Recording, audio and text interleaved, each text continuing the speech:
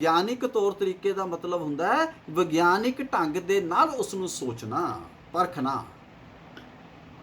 ਉਹਦੇ ਲਈ ਚਾਹੇ ਵਿਗਿਆਨਿਕ ਇੰਸਟਰੂਮੈਂਟ ਯੂਜ਼ ਹੋਣ ਜਾਂ ਨਾ ਹੋਣ, ਮਾਈਂਡ ਜ਼ਰੂਰ ਵਿਗਿਆਨਿਕ ਢੰਗ ਦੇ ਨਾਲ ਚੱਲਣਾ ਚਾਹੀਦਾ। ਦਿਸ ਇਜ਼ ਅ ਵੇ।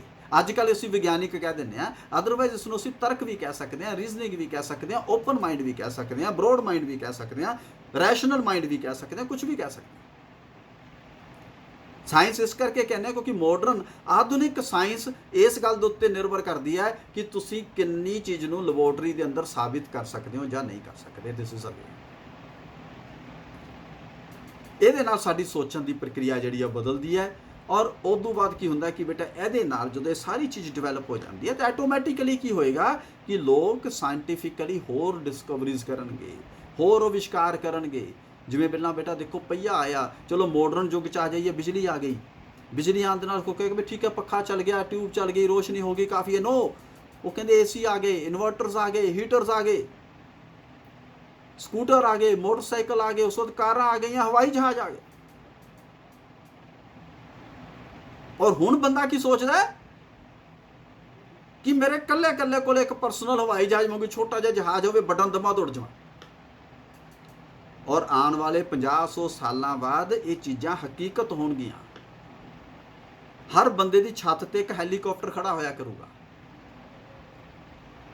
ਤੁਸੀਂ ਆਪਣੇ ਪੇਰੈਂਟਸ ਨੂੰ ਪੁੱਛਣਾ, ਮਾਤਾ ਪਿਤਾ ਨੂੰ, ਕਿ ਜਦੋਂ ਤੁਸੀਂ ਪੈਦਾ ਹੋਏ, ਕਿਉਂਕਿ ਤੁਸੀਂ ਮੈਨੂੰ ਲੱਗਦਾ ਸਾਰਿਆਂ ਦਾ ਤੁਹਾਡਾ ਜਨਮ ਜਿਹੜਾ ਹੈਗਾ ਉਹ 1999-2000 ਦੇ ਕਰੀਬ ਕਰੀਬ ਹੋਇਆ ਹੋਊਗਾ। ਉਸ ਵੇਲੇ ਉਹਨਾਂ ਨੂੰ ਪੁੱਛਣਾ ਵੀ ਘਰ ਦੇ ਵਿੱਚ ਲੈਂਡਲਾਈਨ ਸੀਗਾ,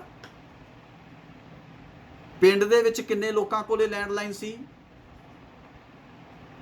ਨਹੀਂ ਸੀ। ਉਦੋਂ ਬਾਅਦ ਫੋਨ ਆ ਗਏ। ਹੁਣ ਲੈਂਡਲਾਈਨ ਦੀ ਤਾਂ ਰੈਲੇਵੈਂਸ ਸਿਰਫ ਨੈਟ ਤੱਕ ਰਹਿ ਗਈ, ਅਦਰਵਾਈਜ਼ ਖਤਮ ਹੋ ਗਈ।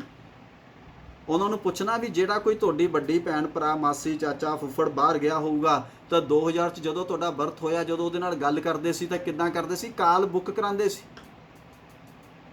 ਉਹ ਕਈ ਵਾਰੀ ਕਾਲ ਲੱਗਦੀ ਨਹੀਂ ਸੀ, ਅੱਧਾ ਘੰਟਾ STD ਤੇ ਬਹਿ ਕੇ ਆ ਜਾਂਦੇ ਸੀ। STD ਬੂਥ ਹੁੰਦੇ ਸੀ ਉਦੋਂ, ਅੱਜ ਕੱਲ੍ਹ ਤਾਂ ਹੁੰਦੇ ਹੀ ਨਹੀਂ ਹੁਣ। ਤੇ ਹੁਣ ਜਦੋਂ ਚਾਹੋ ਫੋਨ ਦੱਬੋ, 1 ਮਿੰਟ ਦੇ ਵਿੱਚ ਕੈਨੇਡਾ ਅਮਰੀਕਾ ਬੈਠ ਕੇ ਭਾਵੇਂ ਵੀਡੀਓ ਕਾਲ ਕਰ ਲਓ, ਸਾਹਮਣੇ ਬੈਠ ਕੇ ਦਿਖਦੇ ਆ ਵੀ ਜਿਵੇਂ ਆਪਾਂ ਗੱਲ ਕਰ ਰਹੇ ਹਾਂ।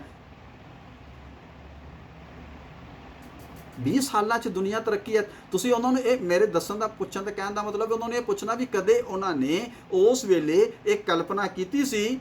ਕਲਪਨਾ ਕਦੇ ਸੁਪਨਾ ਲਿਆ ਸੀ ਵੀ 20 ਸਾਲ ਬਾਅਦ ਸਾਡੀ ਐਦਾਂ ਗੱਲ ਹੋਇਆ ਕਰੂਗੀ?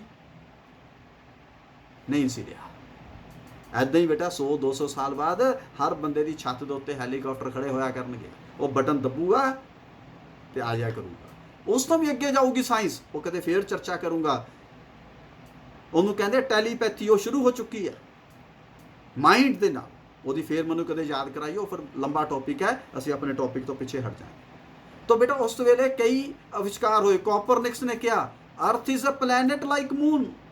ਕਹਿੰਦਾ ਅਰਥ ਕੋਈ ਵੱਖਰੀ ਚੀਜ਼ ਨਹੀਂ ਹੈ, ਮੂਨ ਚੰਦਰਮਾ ਦੀ ਤਰ੍ਹਾਂ ਇਹ ਵੀ ਇੱਕ ਗ੍ਰਹਿ ਹੈ, ਔਰ ਸੂਰਜ ਧਰਤੀ ਦੇ ਇਰਦ ਗਿਰਦ ਨਹੀਂ ਘੁੰਮਦਾ, ਧਰਤੀ ਘੁੰਮਦੀ ਹੈ। ਗੈਲੀਲੀਓ ਕਹਿੰਦਾ ਕਿ ਸਾਊਂਡ ਜਿਹੜੀ ਹੈ ਉਹ ਵੇਵਸ ਦੇ ਵਿੱਚ ਘੁੰਮਦੀ ਹੈ, ਇੱਦਾਂ ਚੱਲਦੀ ਹੈ। ਅੱਜ ਕੱਲ੍ਹ ਸਾਰੇ ਵੇਵ ਲੈਂਥ ਕਹਿਣ ਲੱਗ ਗਏ ਨਾ। 5G ਫ੍ਰੀਕੁਐਂਸੀ ਆ ਗਈ ਨਾ, ਫ੍ਰੀਕੁਐਂਸੀ ਹੈ ਨਾ 5। Speed of light is faster than sound. ਉਹ ਕਹਿੰਦਾ ਜਿਹੜੀ ਲਾਈਟ ਹੈ ਉਹ ਆਵਾਜ਼ ਨਾਲੋਂ ਜ਼ਿਆਦਾ ਤੇਜ਼ ਸਪੀਡ ਨਾਲ ਆਉਂਦੀ।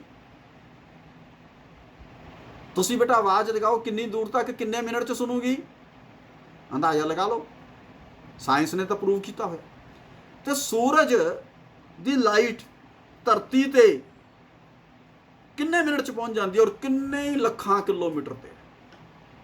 ਉਹਨੂੰ ਵੀ ਛੱਡੋ, ਤੁਸੀਂ ਘਰ ਦੇ ਵਿੱਚ ਆਪਣੇ ਵੱਡੇ ਤੋਂ ਵੱਡੇ ਕਮਰੇ 'ਚ ਆ ਜਾਓ, ਸਵਿਚ ਔਨ ਕਰੋ, ਤੁਹਾਨੂੰ ਪਤਾ ਹੀ ਨਹੀਂ ਲੱਗਦਾ ਵੀ ਕਦੋਂ ਔਨ ਹੋਇਆ ਤੇ ਕਦੋਂ ਰੋਸ਼ਨੀ ਹੋ ਗਈ। ਤੁਹਾਡੀਆਂ ਅੱਖਾਂ, ਤੁਹਾਡਾ ਮਾਈਂਡ ਉਹਨੂੰ ਕੈਲਕੂਲੇਟ ਨਹੀਂ ਕਰ ਸਕਦਾ, ਉਹਦਾ ਡਿਫਰੈਂਸ ਵੀ ਮੈਂ ਆ ਹੁਣ ਸ਼ੁਰੂ ਹੋਈ ਸੀ ਤੇ ਹੁਣ ਆ ਗਈ।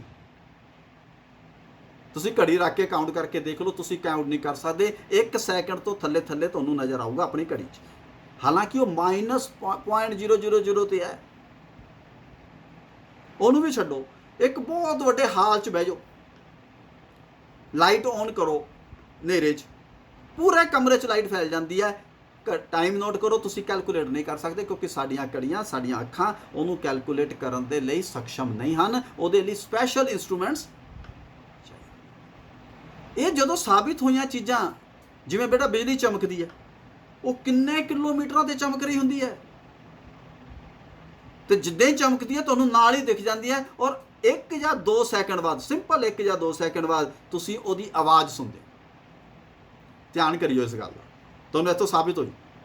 ਜਦੋਂ ਬਿਜਲੀ ਚਮਕੇ ਤੇ ਤੁਸੀਂ ਇਹ ਦੇਖਣਾ ਵੀ ਬਿਜਲੀ ਪਹਿਲਾਂ ਚਮਕੀ ਕਿ ਬਿਜਲੀ ਚਮਕਣ ਦੀ ਆਵਾਜ਼ ਪਹਿਲਾਂ ਆਈ। ਤੁਸੀਂ ਦੇਖੋਗੇ ਕਿ ਪਹਿਲਾਂ ਬਿਜਲੀ ਚਮਕੀ, 1 ਜਾਂ 2 ਸੈਕਿੰਡ ਬਾਅਦ ਉਹਦੀ ਆਵਾਜ਼ ਆਈ। ਤੇ ਉੱਥੋਂ ਸਾਬਿਤ ਹੋ ਜਾਂਦਾ ਹੈ ਕਿ ਜਿਹੜੀ ਬਿਜਲੀ ਦੀ ਰਫ਼ਤਾਰ ਹੈ, ਲਾਈਟ ਦੀ, ਉਹ ਤੇਜ਼ ਹੈ, ਸਾਊਂਡ ਦੀ ਰਫ਼ਤਾਰ ਉਹਦੇ ਨਾਲੋਂ ਸਲੋ ਹੈ। ਇਹ ਨਵੀਆਂ ਚੀਜ਼ਾਂ ਨੇ ਲੋਕਾਂ ਦੀਆਂ ਅੱਖਾਂ ਖੋਲ੍ਹ ਦਿੱਤੀਆਂ। ਅਨਲਾਈਟਨ ਹੋ ਗਏ ਵੀ ਭਾਈ ਅਸੀਂ ਇਹਦਾ ਮਤਲਬ, ਔਰ ਉਹਦੇ ਬੇਸਿਸ ਉੱਤੇ ਨਵੇਂ ਐਕਸਪੈਰੀਮੈਂਟ ਹੋਏ, ਨਵੇਂ ਇੰਸਟਰੂਮੈਂਟਸ ਬਣੇ। ਆ ਜਿਹੜੀਆਂ ਤੁਹਾਡੀਆਂ ਟਿਊਬਾਂ, ਬਲਬ, ਇਹ ਸਾਰੇ ਫਿਰ ਉੱਥੋਂ ਦੀ ਨਿਕਲ ਕੇ ਸਾਹਮਣੇ ਆਏ।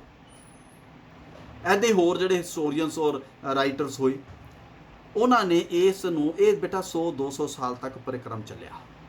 ਔਰ 18ਵੀਂ ਸਦੀ ਤੱਕ ਜਾਂਦੇ ਜਾਂਦੇ ਉਸ ਵੇਲੇ ਦੇ ਜਿਹੜੇ ਬੁੱਧੀਜੀਵੀ ਸੀ, ਉਹਨਾਂ ਦਾ ਇਹ ਸਲੋਗਨ ਬਣ ਗਿਆ, ਤਰਕ, ਸਹਿਨਸ਼ੀਲ ਤੇ ਮਾਨਵਵਾਦ।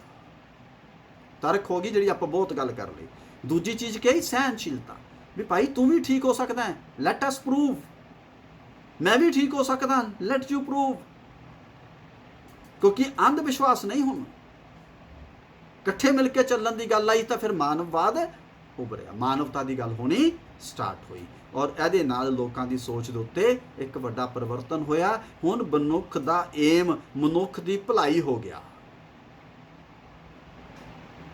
ਸਾਰਿਆਂ ਦਾ ਕੰਮ, ਚਰਚ ਵੀ ਕਹਿਣ ਲੱਗੀ ਮਨੁੱਖ ਦੀ ਭਲਾਈ ਕਰੋ। ਇਸੇ ਕਰਕੇ ਫਿਰ ਉਹ ਗਰੀਬਾਂ ਦੀ ਸੇਵਾ, ਮਾਨਵਤਾ ਦੀ ਸੇਵਾ, ਹਸਪਤਾਲਾਂ ਦੇ ਵੱਲ ਪਾਸੇ ਨੂੰ ਤੁਰਨਾ, ਸਕੂਲ ਕਾਲਜਾਂ ਵਾਲੇ ਪਾਸੇ ਨੂੰ ਤੁਰਨਾ, ਇਹ ਗੱਲਾਂ ਸ਼ੁਰੂ ਹੋ ਗਈਆਂ। ਔਰ ਇਹਦੇ ਨਾਲ ਨਾਲ ਕੀ ਹੋਇਆ? ਰਿਐਲਿਟੀ ਆਫ ਐਵਰੀ ਸਬਜੈਕਟ, ਹਰ ਚੀਜ਼ ਦੀ ਰਿਐਲਿਟੀ ਨੂੰ ਸਮਝਣ ਦੀ ਗੱਲ। ਅਸਲੀਅਤ ਕੀ ਹੈ? चाहे साइकोलॉजी है, चाहे फिलोसफी है, चाहे रिलीजन है, चाहे पोलिटिकल साइंस है, चाहे हिस्ट्री है, चाहे इंग्लिश लिटरेचर है, चाहे पंजाबी लिटरेचर है, ਉਹਦੀ रियलिटी ਨੂੰ, रियलिज्म ਦੇ ਵਿੱਚ ਜਾਣਾ, ਅਸਲੀਅਤ ਕੀ ਹੈ। ਔਰ ਉਸ ਦੇ ਨਾਲ ਬੇਟਾ ਹੋਇਆ ਕਿ ਜਿਹੜੀਆਂ ਪੁਰਾਣੀਆਂ ਕੁਝ ਮਨ ਘੜੰਤ ਪ੍ਰਥਾਵਾਂ ਸੀ, ਉਹ ਖਤਮ ਹੋਣੀਆਂ ਸਟਾਰਟ ਹੋ ਗਈਆਂ। ਤੇ ਜਿਹੜੀਆਂ ਬੁਰਾਈਆਂ ਸੀ ਉਹਦੇ ਕੰਨੋਂ ਵੀ ਮਤਲਬ ਕਿ ਲੋਕਾਂ ਨੂੰ ਸਮਝ ਆ ਗਈ ਵੀ ਇਹ ਪ੍ਰਥਾਵਾਂ ਨੂੰ ਸਾਨੂੰ ਹੁਣ ਛੱਡ ਦੇਣਾ ਚਾਹੀਦਾ। ਜਿਵੇਂ ਅਸੀਂ ਸਤੀ ਪ੍ਰਥਾ ਛੱਡ ਦਿੱਤੀ ਕਿਸੇ ਜ਼ਮਾਨੇ ਦੇ ਵਿੱਚ ਬਹੁਤ ਵੱਡੇ ਪੱਧਰ 'ਤੇ। That is the beauty of hour advancement. ਸਾਡੀ ਮਾਡਰਨ ਥਿੰਕਿੰਗ ਦੀ ਇਹ ਬਿਊਟੀ ਹੈ।